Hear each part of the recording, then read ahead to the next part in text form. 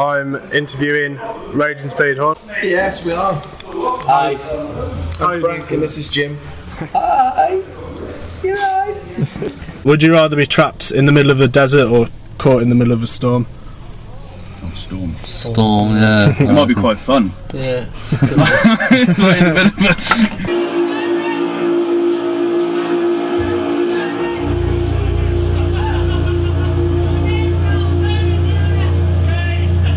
I'm here with Desert Storm, in Desert Storm's van. Elliot, play drums. Ryan, I play guitar. I'm Chris, I'm a guitar player as well. Don't piss in the bin. Don't piss in the bin. Jesus Christ.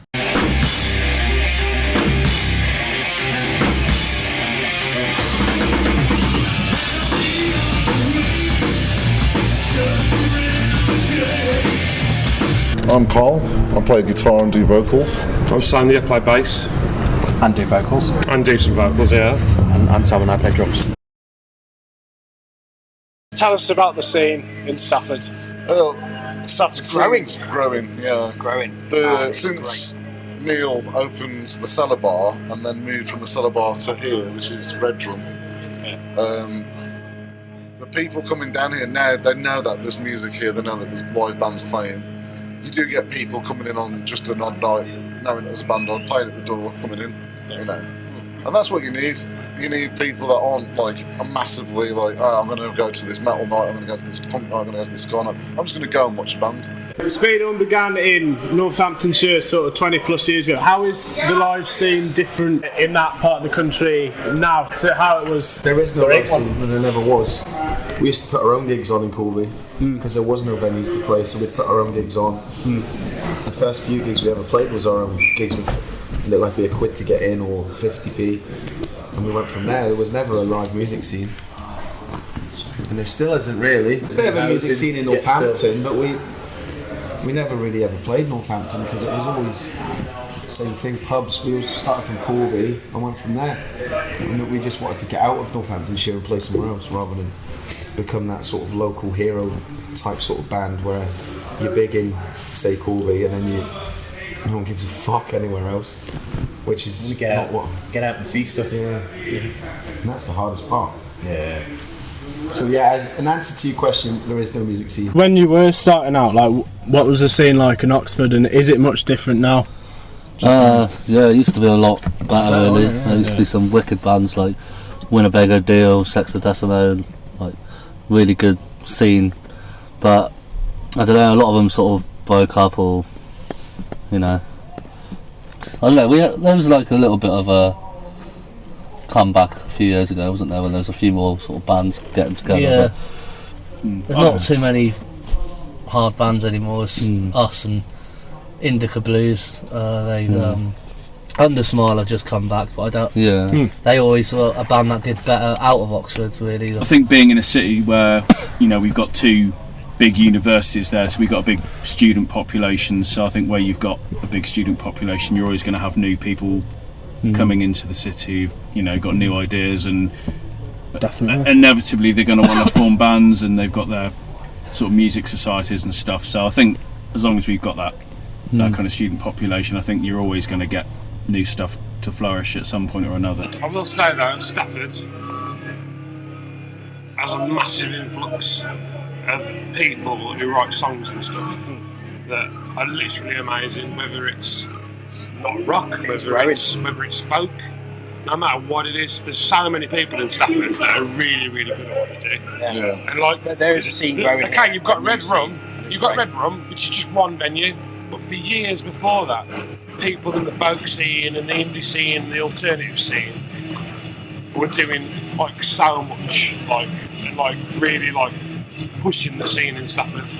Loss of venues really is the more. Yeah. That's the bigger concern really, rather than that's why tours like this are important. Yeah. Highlights the fact that it's independent venue week and it's good. Maybe people make an effort a bit more this week, but like at the same time they should be trying to do that anytime. Like go out and see the bands, because the big bands that people love, they've all had to start at these smaller venues, and if we lose them, then we're fucked with it, aren't we? So. Yeah. Yeah, of course. Well, yeah, we shouldn't have Independent Music Week. It should just be always. Just always support your local independent venues. We had a couple shut down in Oxford, sort of within months of each other last year. The Sallow and the Purple Turtle, and they were both pretty cool places. There's only like maybe 3 venues now in Oxford.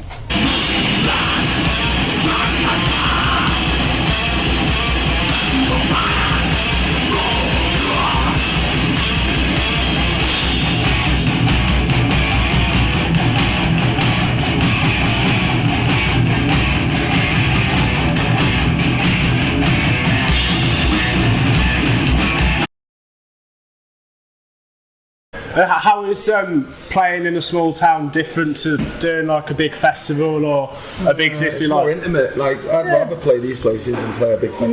Meet people, you sweat on people, they sweat on you, you fucking have a good night all together. It's like a party. People come to the shows. We've had people come to the shows that have not seen us for like 15 years, and then come to see us again because we're playing near where they live, because they obviously don't travel to gigs. Yep. Which has been nice as well. How does playing in small cities compare to what you might usually do with big cities or big festivals? Well, it's cool if the people are into it, you know, and like, you know, we've had a few surprises on this tour. Like, so there's been a few places that we've been to and we've not been before. We didn't really know what to expect, but it turned out to be quite good. Like when we played in Bridgewater, Cobblestones, that was pretty good. I think also when it comes to, you know, quote unquote smaller towns, you know, with all due respect to them, I think you do sometimes find that the shows can be busier just because in the larger cities there's so many other things going on. You know, if you to go to somewhere like London or Manchester, you could be playing somewhere and there could be 3 or 4 other gigs on. Yeah, all of the same genre. A mile or 2 mile of the. Especially like Camden, isn't it? Yeah. Whereas that happened once when we had our album launch for Sensible, didn't it? Like, whereas I think in the smaller towns, you do happening. tend to get good turnouts because you know that you're not really going to have any gig clashes with other people. So you know they generally tend to be sort of well supported and. People like to come out to the shows. It's good to see. When we first started, independent music venues were everywhere. You could play 2 or 3 week tours in Britain and play venues like this, not have to worry about, and they're always well attended because everyone would go, like if it was a Saturday night, they'd go to the venue not to see the band but to have a good time. Yeah, the band was a bonus. I mean, nowadays it's like they're all struggling. Because everyone who's come down has loved it. That's not like us being. It's, you know, and it's like that with all independent venues. Everyone who goes loves the gigs and fucking enjoys it. Why don't more people go to them? It's less money than the big shows. It's fucking a good night locally, and it's a local thing. So you know, even if you want to extend it to the Brexit thing of keep it our own, then keep it your own. It's your own town. Yeah. Support your local fucking venue for fuck's sakes. Stop going fucking 100 miles away to watch a gig for 300 quid. Yeah. You know what I mean? Yeah, definitely. I think that's important for any music scene is grassroots venues like this and like anything that's around the country, ones that are closing down, ones that are starting up, are important for finding the people that are making the new music these days. And you know, they need to be supported. People need to come down and go to shows, local shows, you know, with the bands that are born in their hometowns, with the bands that come from halfway up the country down to the bottom of the country that are travelling on £20 of fuel. It's not been a lot of the biggest crowds we've ever played to, but we've been doing this independent music week, like venue week, so it's taught us that people need to support independent venues more. Yeah. There's a real need for independent music week, maybe at a better time of the year when people ain't skint after Christmas.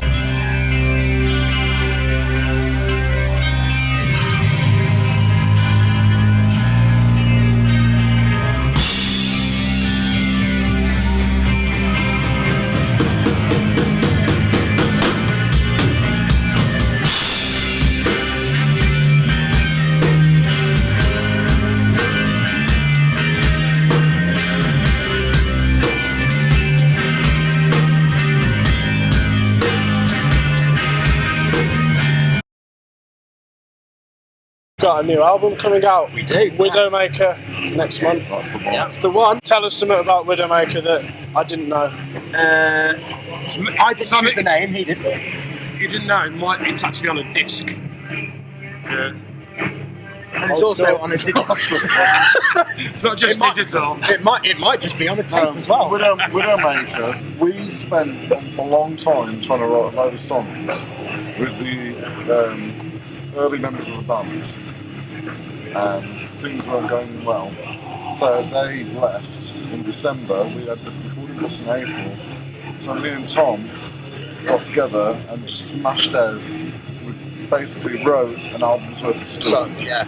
We went day in, day out. We just got together. We wrote. So one new song called Vengeful Gods, which is gonna be on the album in May.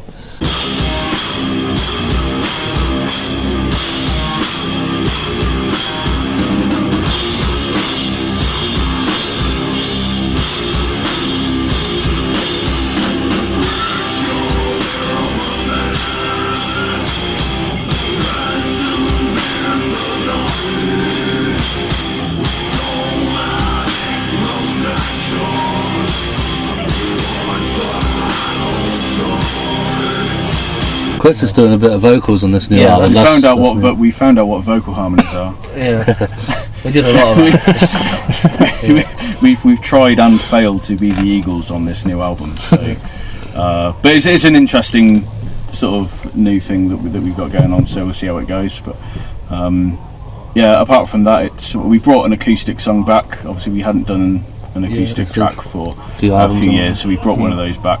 You know, because we like to have something on there that's a bit of a change of pace to everything else that's on there. But yeah, I think generally sort of a more cohesive album in terms of its tone and sound, I think. We had a tough journey to get it was very, very hard, and it all went into the lyrics. But the feel of the album is very dark. What did inspire you lyrically for the album? The anger, the wanting revenge. I had a lot of hate inside me, which I've never felt like this in my life. I was so angry and hateful against one person. He didn't just mess me around, he messed my family around, he messed my band around, he messed my friends around, he messed around with my head. And he don't go there, he went all the way, that guy did. And he took everything that I did for him for granted. What are your plans for 2020 in general? Have fun. That's it. Go to work. Go do some like everyone else, go work and fucking deal with the going to work and the monotony of that shit by having fun. Which for us is music. Of course. And as much as possible. And booze. Some people get cabin fever from that kind of stuff, but we ended up being better off from it. We ended up being better off from being locked in a room together. You know, some people don't. Yeah. The only thing that was devastating was Sandy's ferocious farts. Yeah, I did some. I did some Oh my dear. farts. Oh yeah. It was the bacon sandwich I had. Did something. Did something to you. That burst all out. We all shed a tear after that. Who in Desert Storm has got the best beard?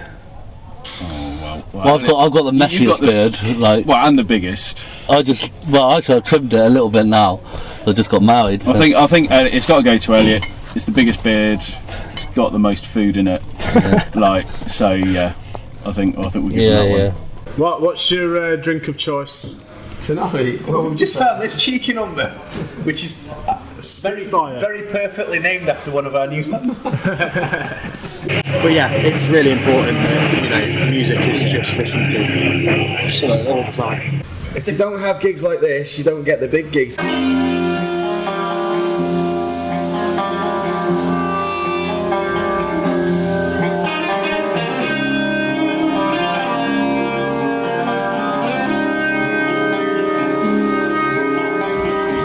See you later. Cheers.